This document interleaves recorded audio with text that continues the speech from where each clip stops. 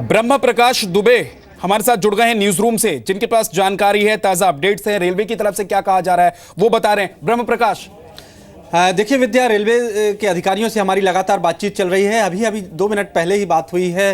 हादसे की वजह के बारे में जो रेलवे की टीम है मौके पर पहुंची है, जांच कर रही है। हालांकि अभी प्राथमिक तौर पर कुछ भी नहीं कहा जा रहा है कि वजह इस हादसे की क्या रही है। अचानक इमरजेंसी ब्रेक क्यों लगाना पड़ा ड्राइवर को? क्या पटरी कहीं से ब्रेक थी या फिर कोई ऑब्जेक्ट्स या कोई चीज़ दिखी पटरी पर जिसके चलते इमरजेंसी ब्रेक लगाना पड़ा, जिसके चलते ये हादसा हुआ? तो रेलवे के अधिकारियों का कहना है इस मामले की पूरी तहकीकात है, टेक्निकल टीम है जो जांच कर रही है। रेस्क्यू ऑपरेशन की जहां तक बात है तो रेस्क्यू ऑपरेशन पूरा हो गया है। जो घायल हुए हैं 70 से ज़्यादा लोग घायल हुए हैं इस मामले में। तो कानपुर देहात और कानपुर के हॉस्पिटल, जो भी नज़दीकी हॉस्पिटल है प्राइवेट और सरकारी, उनमें रेलवे की टीमों ने पहुंचाया और इलाज किया जा रहा है।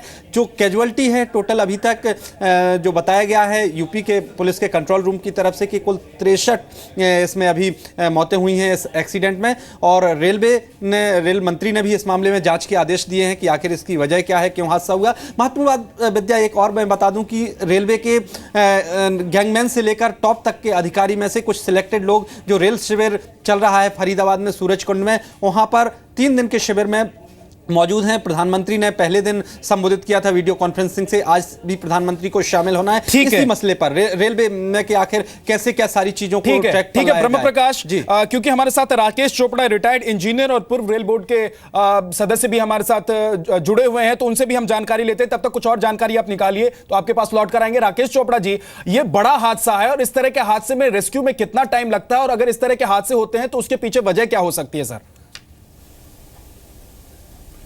बहुत ही बड़ा हादसा है और कुछ पिछले सालों के अंदर में मेरे ख्याल में सबसे बड़ा हादसा है। और रेस्क्यू टाइम जो है, देखिए अब आपको खुद ही साइड से पता लग रहा है कि किस तरीके से जो कोचेज हैं वो बिल्कुल ही मैंगल्ड पड़ी हुई हैं। तो उनको जो है, और उसके अंदर जो आदमी होते हैं, जो हमारे जो पैसेंजर्स हैं, जो जिंदा भी हैं, जिनको चोट लगी है, जो अनफॉर्चुनेटली एक्सपायर कर गए हैं, हम ये चाहते हैं कि उनको इस तरीके से निकाला जाए कि किसी भी तरीके से उनको काट पीट ना हो या और दुख ना पहुंचे। इसके लिए रेस्क्यू के अंदर काफी टाइम लग जाता है। हो सकता है कि इसके अंदर जो है रेस्क्यू जो है ये 12 घंटे, 14 घंटे, 24 घंटे तक चले, जब तक कि पूरी की पूरी गाड़ी जांच नहीं जाती है और उसके अंदर से हर बॉडी अगर कुछ है या कोई इंजर्ड पैसेंजर है निकाला नहीं जाता, तभी उसके बाद जो है हम सारा का सारा बाकी काटना पीटना शुरू करते हैं। सर इस तरह के हादसे होते हैं, इससे पहले भी कई बड़े हादसे इसी तरीके से हो चुके हैं। उसके पीछे वजह क्या होती है? हालांकि जांच का विषय होता है, पता बाद में लगता है, लेकिन सर शुरुआती तौर पर अगर देखें, मैं एक जानकारी और आपको दे दूं कि ट्रेन बिल्कुल टाइम पर चल रही थी, सिर्फ 5 मिनट लेट चल रही थी। हालांकि भोपाल से पहले ये ट्रेन लेट जरूर चल रही थी, करीब 40 मिनट, लेकिन जब ये कानपुर पहुंचने वाली थी और करीब 45 से 50 मिनट पहले ये हादसा हो गया कानपुर पहुंचने से पहले। तो अगर ट्रेन पूरी स्पीड में चल रही हो, रात का वक्त हो, 3 बज रहे हो रात के, और तमाम पैसेंजर सोए हों और उस वक्त इस तरह का हादसा हो जाता है, तो सर उसके पीछे क्या एक बड़ी वजह आप मानते हैं या हो सकता है? देखिए, ऐसा है कि जब गाड़ी चल रही है तो नीचे से लेके, पटरी से लेके गाड़ी है, उसके चक्के हैं, उसके एक्सल हैं, बहुत सी चीजें होती हैं जिसका इंटरैक्शन होता है।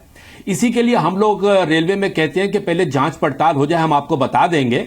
मगर हाँ, एक चीज है, क्योंकि ये मिड सेक्शन में हुआ है तो इसके अंदर से किसी भी कारण जो है सिग्नलिंग वाला चीज नहीं है, मगर इसके अंदर जो है कोच का डिफेक्ट था, रेल का डिफेक्ट था, फ्रैक्चर था या क्या था, ये अब तक जब तक ये सारी की सारी जांच नहीं हो जाएगी, टेक्निकल टीम जाके हर एक, अब होता क्या, जब ऐसा ये एक्सीडेंट हो जाता है तो रेल जो है, जब गाड़ी गिरती है, चक्का गिरता है तो रेल को तोड़ भी देता है।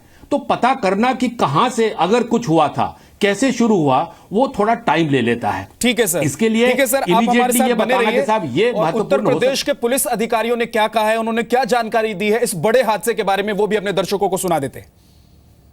ये आज रात्रि में 3:10 के लगभग एक ये बड़ी हादसा हुआ है। पुखराया जो जगह पड़ती है कानपुर देहात डिस्ट्रिक्ट में, वहाँ पर एक ट्रेन पलट गई थी, जिसके कारण अभी तक जो हमारे पास खबरें हैं वो 63 डेथ्स की हैं और लगभग 150 लोग घायल हुए हैं जिनका इलाज कराया जा रहा है। देखिए, कानपुर देहात की पुलिस, अगल बगल के जिलों की पुलिस, उसके साथ में हमारे डीआईजी, आईजी, एनडीआरएफ की टीम, जीआरपी की टीम और मैजिस्ट्रेट्स की टीम, डॉक्टर्स की टीम, सभी लोग वहाँ पे मौके पे मौजूद हैं और लगातार राहत कार्य कर रहे हैं।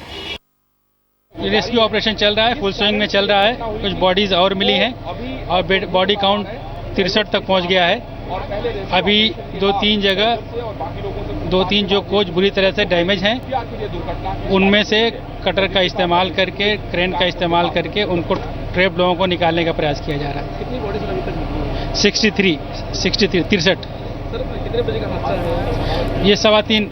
और इस वक्त हमारे साथ गोपाल गुप्ता, रेलवे के डीजी, जुड़ गए हैं। सर, क्या जानकारी है आपके पास? हमारे दर्शकों को आप क्या बता सकते हैं?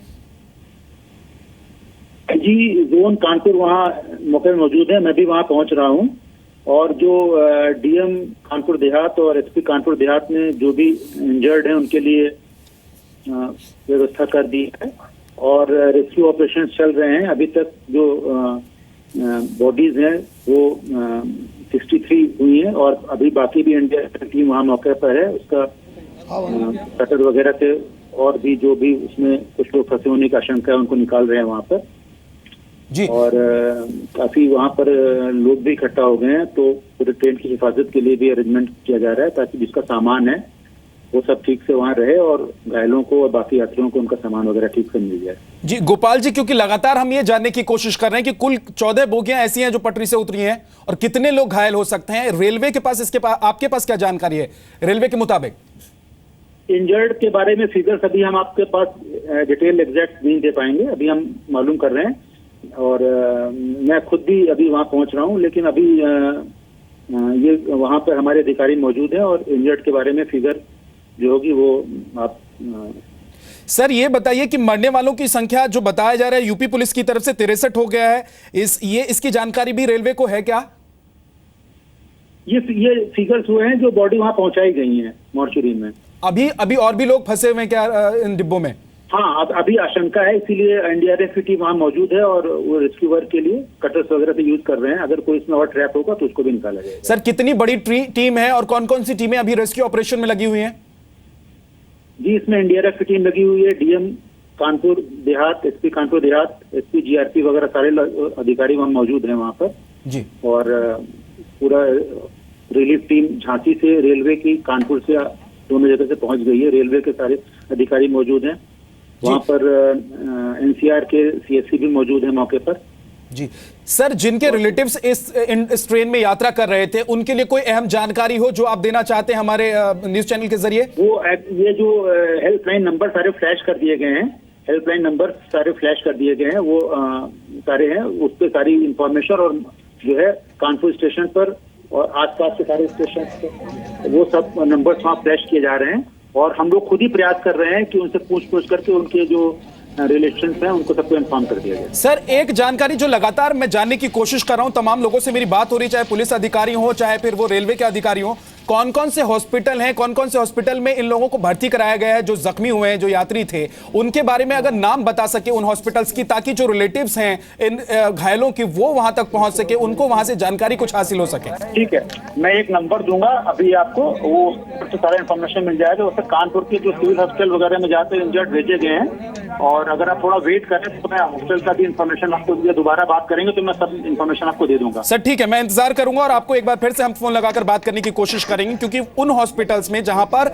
इन घायलों को भर्ती कराया गया है या जो जिनकी मौत हो गई है, जिनकी डेड बॉडीज हॉस्पिटल तक पहुंच गई है, वो जानकारी भी बेहद अहम है ताकि निकाली जा रही हैं और निकल रही हैं। दुखद घटना है और आदरणीय रेल मंत्री जी यहाँ शीघ्र ही आने वाले हैं, आएंगे यहाँ और उचित जांच कराएंगे, देखेंगे कैसे ये दुर्घटना हुई है और हम सबकी संवेदनाएं हैं। मैं क्षेत्रीय सांसद हूँ यहाँ से, जालौन गरोठा। अभी तक आप लोगों की तरफ से कोई इंतजाम किया है यहाँ के जो लोग घायल हैं? हाँ बिल्कुल, एम्बुलेंस सब लोग हमारे सब लोग के सारे अधिकारी हमारे जनपद जालौन से, पोखरा यहाँ से सब लोग, राजेश तिवारी, राजेश चौहान, सब बिल्कुल पूरी पार्टी लगी है, सब लोग लगे हैं और कर रहे हैं।